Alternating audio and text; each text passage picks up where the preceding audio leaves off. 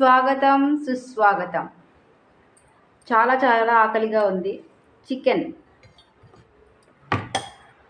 పెరుగు పచ్చడి.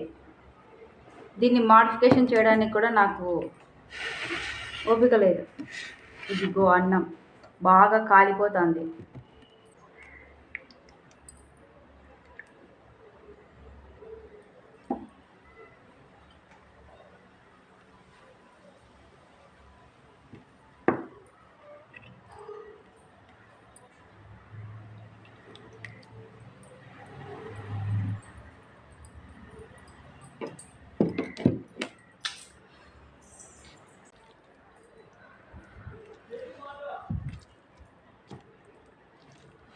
ఇట్లా ఆకలి అయ్యేటప్పుడు ఇట్లా అన్నం కాలితే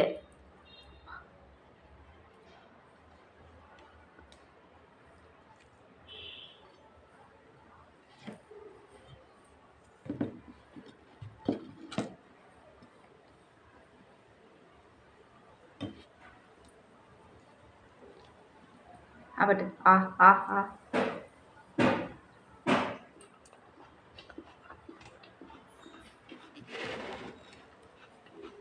పెరుగు పచ్చడి ఎంతమందికి ఇష్టం? అసలు పెరుగు పచ్చడి లేకోకుండా కొంతమంది అస్సలు అన్నం తినలేరు తెలుసా. కొంతమంది చికెన్ లేకోకుండా అస్సలు ఉండలేరు. ఒక్క పూట ముక్క లేకపోతే అసలు ముద్ద దిగదు. ఇంకొంతమంది ఏసీ లేకపోతే ఉండలేరు. ఇంకొంతమంది బండి లేకపోతే ఉండలేరు. ఇంకా మనందరికీ యాజ్ యూజువల్ సెల్లు లేకపోతే ఉండలేరు.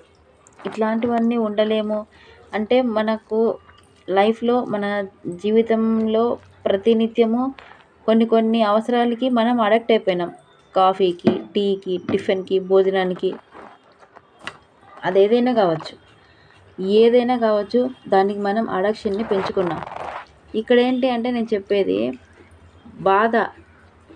బాధ కూడా ఒక అడక్షన్గా మారిపోయింది. మనకి ఎంత ఉన్నా సరే ఇది ఒక్క నా విషయము మీ విషయము అని కాదు, మనిషిగా పుట్టిన ప్రతి ఒక్కరికి కూడా. ఈరోజు నేను ఇలా తింటున్నాను, రేపు నాకు ఇంకా వేరే తినాలని కొత్త కోరిక. ప్రతిరోజు మనలో ఒక కొత్త కోరిక పుడుతుంది. మనం కొత్తగా ఉండాలనుకుంటాం, కొత్తగా చేయాలనుకుంటాం, ఇంకా ఉన్నదానికంటే ఉన్నతంగా జీవించాలనుకుంటాం. ఎన్నో ఆశలు, కలలు, ఎన్నెన్నో అనుకుంటాం. ఏది సాధిస్తే ఎలా ఉంటుంది? ప్రతి మనిషికి కావాల్సింది ఏంటి అంటే సొసైటీలో ఒక మంచి పేరు ప్రఖ్యాతలతో కూడిన లైఫ్, చేతి నిండా డబ్బు, ఇలాంటివి అనుకుంటాం. కానీ తృప్తి, మన లైఫ్లో మనం ఎలా బతుకుతున్నాము అంటే చాలా తృప్తిగా బతకాలి. అది తిండి విషయంలో అయినా, లైఫ్లో అయినా, మన చుట్టూ ఉన్న వాళ్ళతో అయినా, మనం జాబ్ చేసే చోటైనా, మనం ఏ ప్లాట్ఫామ్లో ఉంటే అక్కడ చాలా తృప్తిగా బతకాలి. దానికి మించింది ఇంకొకటి ఉండదు. ఈ తృప్తి ఎందులో వస్తుంది అంటే తిండిలో వస్తుంది, ఆరోగ్యం విషయంలో వస్తుంది.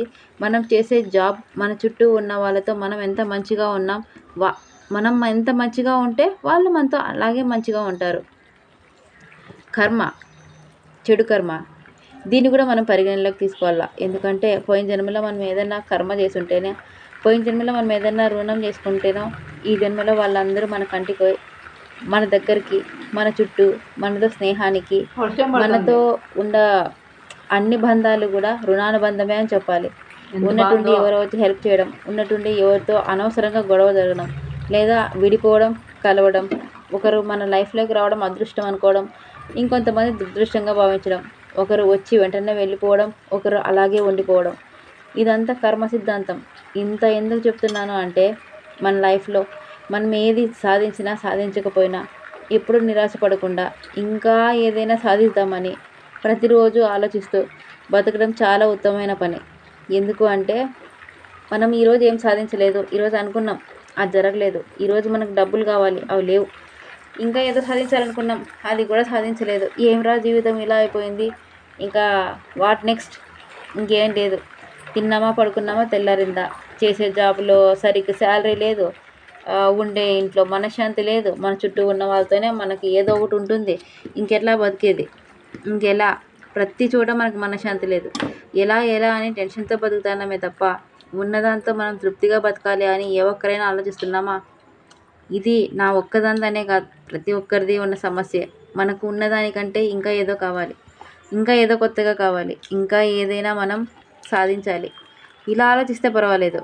కానీ పక్కన వాళ్ళ మీద పడి ఏడవడం, పక్కన వాళ్ళని బాధ పెట్టడం, వాళ్ళు అనవసరమైనవన్నీ తీసుకొచ్చి మన మీద రుద్దడం, ఇట్లాంటివి కూడా ఉంటాయి సొసైటీలో. బతకాలి అంటే సొసైటీలో ఉన్నది, మనకు తెలిసింది, మన జీవితాల్లో జరిగేదే నేను చెప్తున్నా. ఎందుకు చెప్తున్నాను అంటే ప్రతి ఒక్కరు కూడా ఇట్లాంటివి అనుభవిస్తూ ఉంటారు. అందుకే ప్రతి ఒక్కటి పట్టించుకోకూడదు, కొన్ని పట్టించుకోవాలి. ఎందుకు పట్టించుకోవాలి అంటే కొన్ని అవసరమైనటివే పట్టించుకోవాలి. పట్టించుకొని బాధపడినాం అనుకోండి, మన తల ఉన్నట్టుండి హీట్ ఎక్కిపోయి అనవసరమైన అనారోగ్య సమస్యలు వస్తాయి. అలాగే పూర్తిగా అన్నీ వదిలేసామనుకోండి, అసలు వీళ్ళకి ఏం చేత కాదు అనుకుంటారు. కానీ మనకు సమస్య వచ్చినప్పుడు దాన్ని ఎంత తెలివిగా డీల్ చేస్తామనేదే మన చేతుల్లో ఉంటుంది. కానీ కొన్ని మన చేతుల్లో లేకుండా, మనకు సంబంధం లేకుండా, మనకి అనవసరంగా సమస్యలు అనేది మనం ఫేస్ చేసినప్పుడు ఒకటే మార్గం, దైవం, శక్తి. దైవభక్తి ఉన్న వాళ్ళకి ఈ టాపిక్ ఇంట్రెస్ట్గా ఉంటుంది. దైవం అనేది లేదు అనుకున్న వాళ్ళకి చాలా బోరింగ్గా ఉంటుంది. ఇంకా ఏంటి అంటే సైంటిఫిక్ రీజన్స్, ఇవన్నీ కూడా మనం ప్రూఫ్ చేసి చెప్పనవసరం లేదు. ప్రతి ఒక్కటి సైంటిఫిక్గా ఉన్నా, సైంటిఫిక్గా లేకపోయినా మన మనిషి జీవితం దైవశక్తిని చాలా మిళితమై ముడిపడి ఉంది. అందుకే చాలా వరకు భక్తి అనేది ప్రతి మనిషికి అవసరం అనుకుంటున్నా. ఎందుకంటే చాలామంది చాలా మంచివాళ్ళు చాలా ఉన్నత స్థాయికి వెళ్ళిన తర్వాత ఏదో రూపంలో వాళ్ళని కర్మ, అంటే చెడు కర్మ, పూర్వజన్మలో చేసిన కర్మ అది వెంటాడి ఏదో విధంగా వాళ్ళని ఎవరో ఒకరి చేతుల్లో అణగదొక్కబడడమో, లేకపోతే వెనక్కి లాగడమో, అసలు వాళ్ళు ఏది సాధించలేకోకుండా బాగా అంటే మంచి హై పొజిషన్కి వెళ్ళిన తర్వాత అయినా వాళ్ళు లేకుండా పోవడమో, లేకపోతే ఏదో ఒకటి జరగడమో వాళ్ళ లైఫ్లో, అట్లాంటివి జరిగినప్పుడు అప్పుడు కూడా వాళ్ళల్లో ఆత్మవిశ్వాసం అనేది పోదు. కానీ లైఫ్ని మిస్ అవ్వకూడదు కదా. లైఫ్లో మనం ఏదైనా సాధించాలి అనుకోవాలి, కానీ లైఫ్ని మిస్ అయిపోకూడదు. కాబట్టి లైఫ్లో కష్టాలు ఉండొచ్చు, బాధలు ఉండొచ్చు, మనస్పర్ధలు ఉండొచ్చు, కానీ లైఫ్ని ఎప్పుడు మనం మిస్ అవ్వకూడదు. అంటే ఖచ్చితంగా మనలో ఏదో ఒక అద్భుతం ఉండాలి. అంటే అది కేవలం దేవుడు మాత్రమే.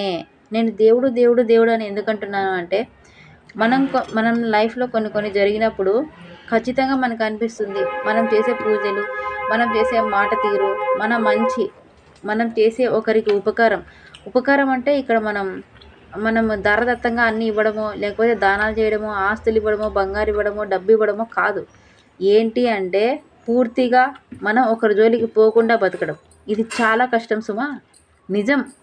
ఎవరి జోలికి పోకూడదు అని అనుకొని బతకడం చాలా కష్టం. ఒకరి మీద నిందలేస్తూ ఏదో ఒకటి వీళ్ళు ఇట్లా అని చెప్పడం చాలా దాన్ని ఏమంటారు, చాలా చాలా అంటే మన దగ్గర పక్కన ఉన్న వాళ్ళందరినీ మనం చూస్తే మనం అలా చెప్పలేం. కొంతమంది అట్లా చెప్పలేరు అసలు. అంటే ఒకరి జోలికి పోకుండా, ఒకరితో అనవసరంగా ఒకరిని అనకుండా మన పని మనం చేసుకోవడం, మన ఇంటి విషయాలు మనం ఏదో ఎంతవరకు చెప్పాలో అంతవరకు చెప్పడం, అనవసరమైన విషయాలు చెప్పకపోవడం, అనవసర విషయాల్లో మనం తలదూర్చకపోవడం, ఇవన్నీ కూడా మనం సగం ప్రాబ్లమ్స్ నుంచి బయటికి తీసుకురావడానికి మనల్ని మనం ప్రొటెక్షన్ చేసుకున్నట్టే. అనవసరమైన విషయాల్లో మనం వేలు పెట్టినా, మనకు సంబంధం లేని వాటి గురించి మన గొప్పలకు పోయి మనం ఏదన్నా చేసినా అనవసరమైన సమస్యల్లో ఇరుక్కునేది కూడా మనమే. అందుకే ఉన్నదానితో తృప్తిపడ్డం, లేనిదాన్ని అస్సలు ఆశించకండి అని మాత్రం చెప్పను. ఎందుకంటే లేనిదాన్ని ఖచ్చితంగా సాధించేవాడే మనిషి. ఎవ్వరు కూడా గోల్డెన్ స్పూన్తో పుట్టినోళ్ళు ఉండరు. ఎవరో ఉంటారు, అందరూ అలా ఉండరు. కానీ కింద స్థాయి నుంచి నిజంగానే బంగారు పల్లెంలో కూర్చొని తినగల స్థాయికి ఎదిగిన వాళ్ళు గొప్పవాళ్ళు. కానీ ఒక్కసారిగా ఉన్నట్టుండి ఆకాశానికి నిచ్చెనలు వేయకూడదు. అలాగని చెప్పి ఎవరో ఎదుగుతూ ఉంటే వాళ్ళని కాలుబెట్టి కిందికి లాగి వాళ్ళని పక్కకు తోసేసి ఆ నిచ్చెన మనం వేసుకొని ఎక్కాలి అని అనుకోకూడదు. ఎందుకు అంటే వాడు ఒక ప్లానింగ్తో ఆ నిచ్చెన వేసి ఉంటాడు. ఖచ్చితంగా ఎక్కుతాను అని వాడికి నమ్మకం ఉంటుంది. ఏదో ఒక ప్లాన్తో వాడు పైకి ఎక్కాలి అనుకుంటారు. కానీ పక్కనోడు వాడు ఎక్కుతున్నాడే అని చెప్పేసి వాడిని కిందకి తోసేసి వీడు నిచ్చెన ఎక్కినాడే అనుకో, వీడు ఎక్కడ పెట్టినాడో వానికి తెలియదు స్పాట్. ఖచ్చితంగా కిందకి పడిన తర్వాత నిచ్చెన కొంచెం కదిలించాడు అనుకోండి, వీడు ఎంత ఎత్తులో ఉన్నా కిందికి పడాల్సిందే. కాబట్టి నాకు ఒక్కటే తెలిసింది, మనం ఒక జోలికి పోనప్పుడు, మనలో నమ్మకం ఉన్నప్పుడు, మనం ధర్మబద్ధంగా జీవితం గడుపుతున్నప్పుడు, మనకు దైవభక్తి ఉన్నప్పుడు ఖచ్చితంగా మనం చేసే మంచి మనల్ని కాపాడుతుంది. దైవం మనకి తోడు ఉంటుంది. ఎందుకు చెప్తున్నానంటే ఇదంతా మంచి వాళ్ళకి మంచి జరగాలని, చెడ్డ వాళ్ళకి చెడే జరగాలని. ఇక్కడ ఎవరు మహాత్ములు లేరు, కానీ ఖచ్చితంగా మనం ఒకరికి అన్యాయం చేయకపోవడం, ఒకరిని మానసికంగా వేధించకపోవడం, ఒకరిని అనవసరంగా తప్పు పట్టకపోవడం, మనం మంచిగా బతకడం. ఇలా బతికితే చాలా తృప్తిగా, చాలా హ్యాపీగా లైఫ్ని లీడ్ చేయొచ్చు కదా. నేను చాలా చెప్పానని అనుకుంటున్నాను, కానీ ఎందుకు చెప్పానో ఎలా చెప్పానో తెలియదు. కానీ అందరూ బాగుండాలి, నా చుట్టూ ఉన్న వాళ్ళు బాగుంటే నేను బాగుంటానని. మీలో భక్తి ఉందనుకోండి, ఆ భక్తి మిమ్మల్ని రక్షిస్తుంది, నన్నేం కాదు. నా భక్తి నన్ను మాత్రమే రక్షిస్తుంది, మీ భక్తి మిమ్మల్ని రక్షిస్తుంది. మనలో భక్తి ఉందనుకోండి, ఆ దైవశక్తి ఇంట్లో ఒక్కరు పూజ చేసేవాళ్ళు ఉంటే ఇంటిల్లిపాదికి ఎంత హ్యాపీగా ఉంటుంది. ఇంటిల్లిపాది రక్షించబడుతుంది ఆ శక్తితోటి. అందుకే ఖచ్చితంగా అందరూ దైవాన్ని నమ్ముకుంటారని, హిందువుగా పుట్టిన వాళ్ళు దైవం మీద నమ్మకంతో ఉంటారని చాలా ఆశపడుతున్నాను. మీకు నచ్చిందని అనుకుంటున్నాను ఈ టాపిక్.